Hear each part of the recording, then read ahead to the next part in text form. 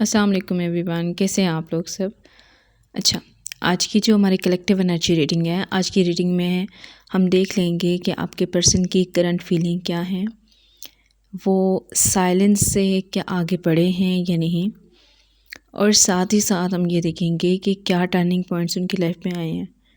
तो आज की रीडिंग उन लोगों के लिए है जो किसी के दिल में रह कर भी उनके वर्ड्स में नहीं आ रहे हैं। अगर आप फील करते हो ना कि सामने वाला पर्सन कमिटमेंट से दूर नहीं लेकिन फुली पास भी नहीं आ रहा, तो ये रीडिंग आपके लिए है। आज हम देखेंगे कि उनके दिमाग में चल क्या रहा है, वो सोच क्या रहे हैं, क्या छुपा रहे हैं, और वो मोमेंट जहाँ से चीज़ें चेंज हो सकती हैं वो क्या है। ठीक हो क्या? तो कार्ड सफल करेंगे जैसे एज यूजुअल हम करते हैं और देखते जाएंगे कि आपके पर्सन की करंट एनर्जीज़ क्या हैं। कार्ड मैं आपके सामने ही ओपन कर रही हूँ। सबसे पहले जो हमारा कार्ड आया है लिंगरिंग थॉट्स। अच्छा, ये कार्ड बताता है कि आप उनके दिमाग से गए नहीं हो, अभी तक वहीं पे हो। वो अपना रूटीन जी रहे हैं, अपना रूटीन ऐसे जी रहे हैं जैसे उनको कोई फ़र्क नहीं पड़ता रूटीन से। अगर वो सोशल मीडिया पे एक्टिव थे तो वो एक्टिव है, अगर कोई और जॉब वगैरह कुछ भी कर रहे थे, स्टडीज़ वगैरह कुछ भी वो अपनी लाइफ में कर रहे थे तो वो वैसे ही करें, लेकिन बैकग्राउंड में आपकी प्रेजेंस चल रही है हर टाइम पे। उन्हें कभी भी आपको याद करने की ज़रूरत नहीं पड़ती, हर टाइम पे आप उनके सामने होते हो। किसी के लाइक मतलब कि फेस में आपको ढूंढना, हर दूसरे बंदे के आपका नाम उनके थॉट्स में रिपीटेडली आता है। सॉफ्ट कमिटमेंट, यहाँ फुल कमिटमेंट नहीं है लेकिन ज़ीरो भी नहीं है। वो इमोशनली इन्वेस्टेड है, इन्वेस्ट करना भी चाहते हैं और इन्वेस्ट कर भी रहे हैं, और कहाँ कर रहे हैं ये उनको खुद भी नहीं पता और आपको भी नहीं पता।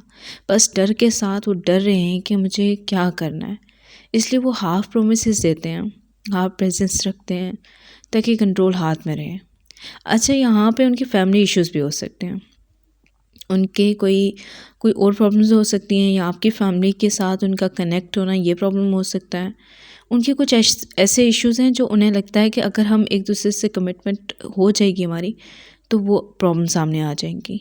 इनर रेजिस्टेंस, उनके अंदर रेजिस्टेंस है, उनका दिल रेडी होना चाहता है लेकिन उनका फियर बीच में आ रहा है, बार बार आ रहा है।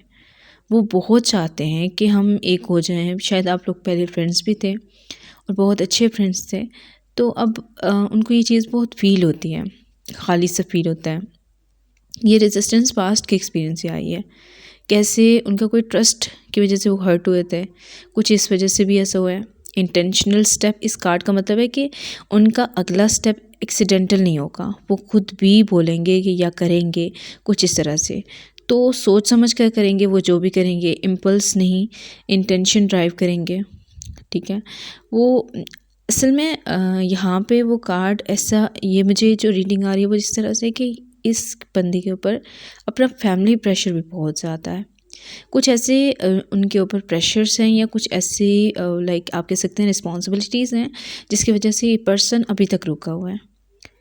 साइलेंट अप्रोच, वो लाउड जस्टिस नहीं करेंगे, उनका अप्रोच सटल होगा। ठीक है, स्मॉल चेक इन्स यानी कैजुअल मैसेजेस या इनडायरेक्ट कॉन्टैक्ट, इस तरह से ये उनका सेफ वे है कनेक्शन को टेस्ट करने के लिए। अभी भी वो आपको डायरेक्ट नहीं कहें कुछ भी कहेंगे, ठीक है, कुछ भी डायरेक्ट नहीं बोलेंगे वो। ये कार्ड हमारे पास खुद ही आ गया। अच्छा, उनका लॉन्गिंग छुपा हुआ है लेकिन बहुत डीप है। अकेले में वो आपको मिस करते हैं। अच्छा, ये कार्ड सामने इस वजह से आया कि वो आपको ये पता चलाना था कि वो मिस करते हैं, लेकिन दुनिया के सामने वो ऐसे हैं जैसे आप उनको परवाह ही नहीं है कि उनकी लाइफ में कभी आप आए भी थे।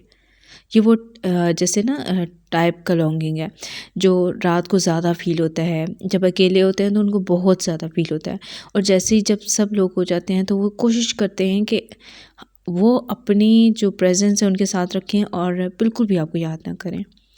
एक्चुअल में वो आपको याद नहीं करना चाहते, वो नहीं चाहते कि आप उनकी नज़रों में उनकी किसी उसमें कुछ नाराज़गी सी फील हो रही है, जैसे नाराज़ हैं वो आपसे।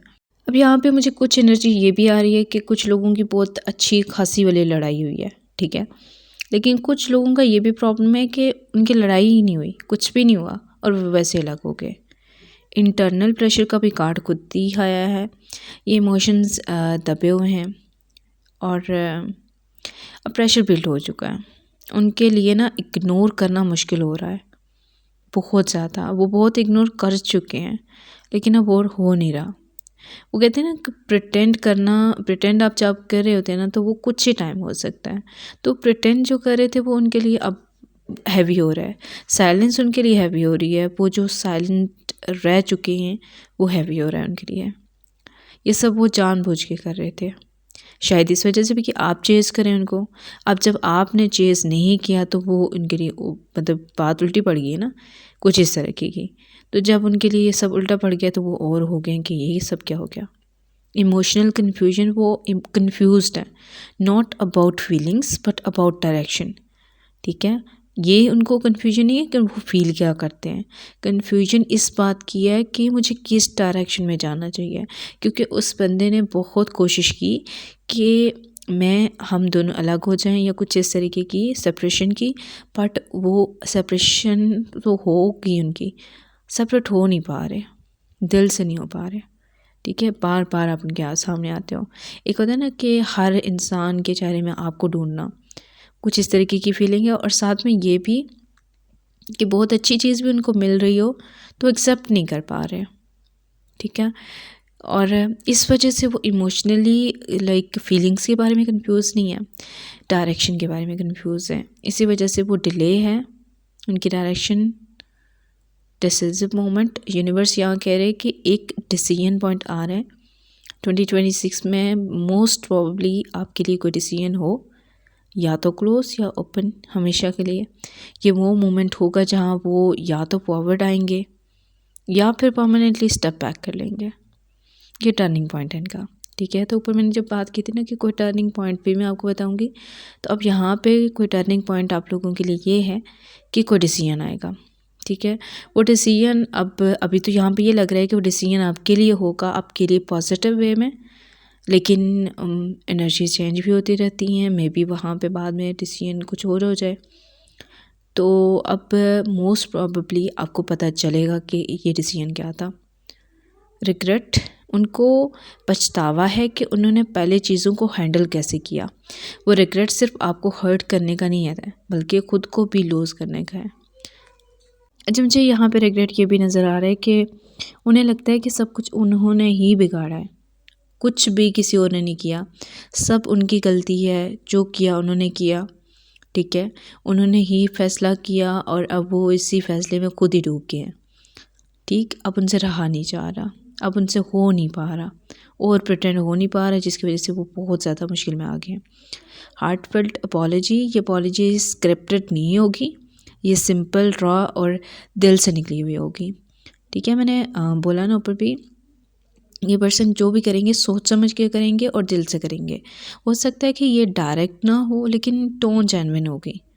ठीक है, कुछ इस तरह की टोन होगी कि आपको लगेगा कि ये बंदा रिग्रेट में है और ये बहुत ज़्यादा ना लाइक मेरी तरफ आने की कोशिश कर रहा है। कुछ इस तरीके के चांसेस हैं।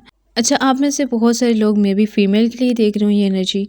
तो अगर आप फीमेल के लिए देख रहे हैं तो यहाँ पे ज़्यादा चांसेस हैं कि वो वापस इस तरह डायरेक्ट नहीं आएंगी। मतलब उनका आने का मतलब कोई साइन हो सकता है, कोई आपके लिए कोई मैसेज, ये नहीं डायरेक्ट मैसेज नहीं होगा, कोई स्टेटस वगैरह कुछ इस तरीके की स्टोरी या कुछ इस तरीके का होगा जो आपको फील करवाए कि चाहिए आपके लिए। तो इसलिए आपको खुद जाना पड़ेगा। फियर ऑफ वल्नरेबिलिटी, अपॉलॉजी के बाद भी उनका फियर रहेगा। वो आप लाइक अपना दिल पूरी तरह खोलेंगे नहीं अभी, मतलब डर रहे हैं या कुछ इस तरीके की एनर्जी आ रही है, क्योंकि वल्नरेबल होना उनके लिए रिस्की है। पर ये फियर अब उन्हें स्टॉप नहीं कर पा रहा। ठीक है, वो स्टॉप नहीं होंगे। ये एनर्जी आ रही है। कुछ फियर उनके कुछ फाइनेंशियल फियर भी हो सकते हैं। एज डिफरेंस नज़र आ रहा है मुझे यहाँ पे, और मुझे यहाँ पे बहुत ज़्यादा कास्ट कुछ प्रॉब्लम्स नज़र आ रही हैं। हाँ, मे बी आप लोगों के कोई कास्ट प्रॉब्लम भी है और कुछ आप लोगों के फैमिली डिफरेंसेस हैं। एज हो सकता है, एज हो सकता है और कास्ट हो सकता है। ठीक है, खूबसूरती भी हो सकती है।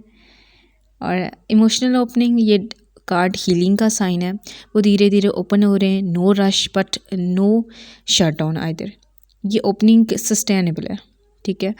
तो वो अगर ओपन हो रहे हैं ना, तो इसका मतलब यही है कि वो आपके लिए लाइक सारे रास्ते खोल रहे हैं। और अगर एक बार वो आते हैं तो आपने एकदम से उन्हें एक्सेप्ट नहीं कर लेना, आपने अपनी बाउंड्री ज़रूर सेट करनी है। लेस के लिए आपने नहीं मानना। आप जो चाहते थे, ड्रीमी लाइफ अगर चाहते थे, तो उसके एटलीस्ट आपको 70 to 80% का होना चाहिए। एकदम से आपने भी नहीं मतलब मान जाना।